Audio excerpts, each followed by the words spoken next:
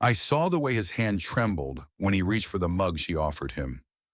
Just a simple ceramic thing, chipped at the rim, but you'd think it held the weight of a collapsing star.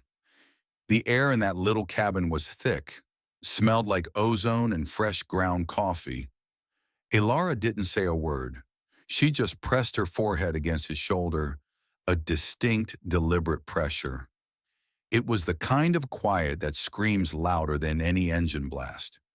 I don't think they even noticed the battalion outside, or the way the perimeter lights cut through the blinds, painting stripes of blue across the floor. In that second, it was just the heat of her skin and the sudden, terrifying realization that he wasn't alone anymore. But listen, it didn't start with that kind of weight. It started with nothing but the wind. Truth is, Elias Thorne moved to Caum Prime because he wanted the universe to leave him the hell alone. I remember visiting him that first month. The man looked 10 years younger, just from the lack of paperwork. He had this routine, see? Every evening, he'd stand on his porch, watching the bioluminescent grain fields ripple like a living ocean, indigo and gold, shifting with the breeze.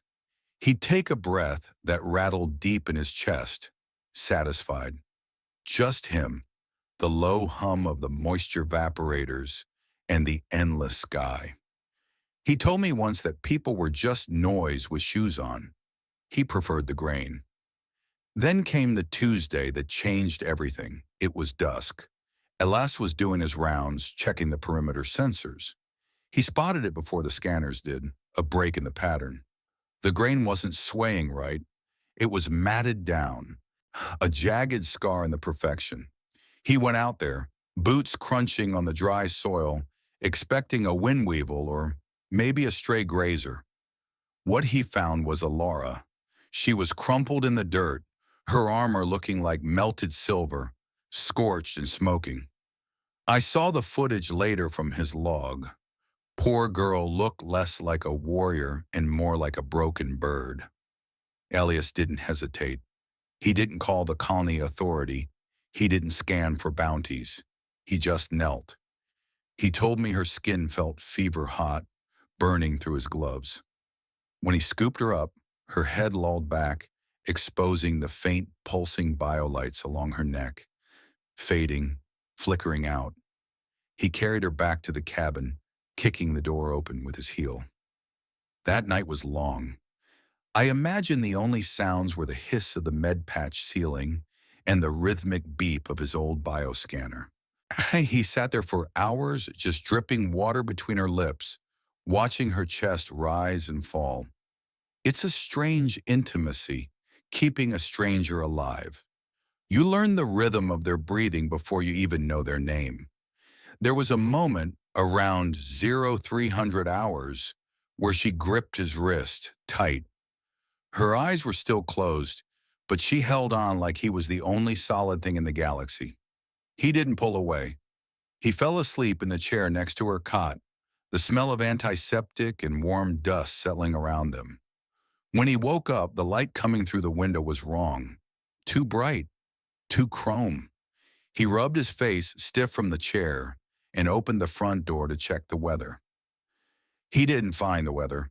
He found 40 of them, Valyri warriors, 7 feet tall, clad in white ceremonial armor that gleamed in the morning sun.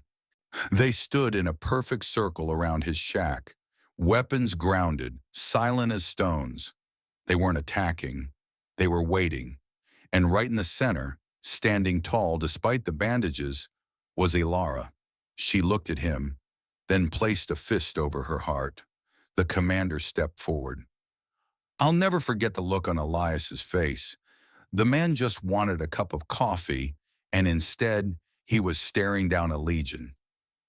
Commander Vora didn't offer a handshake. She offered a proclamation. Her voice was like grinding stones, deep and resonant enough to rattle the window panes. She told him that by saving Elara, he had triggered a life flow debt. It wasn't a choice. It was physics to them. You save a drop of blood, you own the river. I saw Elias try to argue, waving his mug around, spilling coffee on his porch steps. Uh, he told them he just wanted his quiet mornings back. Vora just stared at him, unblinking, and deployed a squad to secure the perimeter around his tomatoes. The next few days were, well, they were a sight. I stopped by mid-week and found the farm transformed. It wasn't an occupation, it was aggressive domesticity. Imagine a 7-foot super soldier using a tactical vibroblade to dice onions because they decided the host needed better nutrition. I saw 3 of them patrolling the grain lines, coordinating their movements with the wind so they wouldn't disturb the crop yield. Elias looked exhausted, sure, but there was something else in his eyes. He wasn't lonely. Annoyed, maybe. Overwhelmed, definitely. But the silence, that heavy, crushing silence he'd moved here to find, was gone, now replaced by the low hum of power armor and the clatter of plates. He caught Alara watching him one evening. She was polishing her rifle on his couch. He didn't tell her to leave. He just poured her a cup of tea. But the universe doesn't let moments like that hang around for free. The Void Stalkers hit at midnight. They tracked Alara's energy signature, dropping from the upper atmosphere like jagged black hail. I wasn't there when the first shot was fired, but I saw the scorch marks later. The noise must have been deafening. The Valyri didn't panic. They didn't even yell. They just shifted from gardening to war in a heartbeat. The farm became a fortress. Vora and her unit formed a phalanx of hard light and steel, pushing the attackers back from the cabin. But here's the thing. Elias didn't hide under the bed. I heard this from Alara later. She said he grabbed his old kinetic rifle. He wasn't aiming at the Void Stalkers. He was laying down suppression fire so Vora could move a wounded soldier to cover. It ended as fast as it began. The Stalkers retreated, realizing the cost of the ground was too high. Silence fell over the fields again, but this time it smelled of ozone and victory. Vora approached Elias. Her armor was singed, her face smeared with soot. She looked at him, then at the sunrise bleeding over the horizon. Life defended, debt discharged.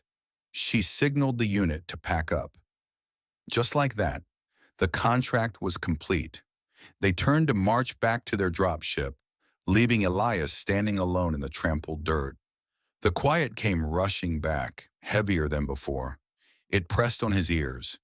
He looked at the empty fields, then at the coffee mug in his hand. It felt light, too light. Alara was the last to leave. She stopped at the gate. She didn't look back, but she tossed something to him. A small hexagonal beacon. Not a distress signal, a direct line. Elias stood there for a long time. I saw him later that day, sitting at his table with a stack of first contact paperwork the colony required. It asked for threat assessments, resource drains, and danger levels. He looked at the beacon, pulsing faintly on the table next to his sugar bowl. He picked up his pen. Under recommendations, he didn't write quarantine or restrict. He wrote, "Send them back. The vegetables need guarding." He took a sip of his coffee, and for the first time in years, the house didn't feel empty. It just felt like he was waiting for company.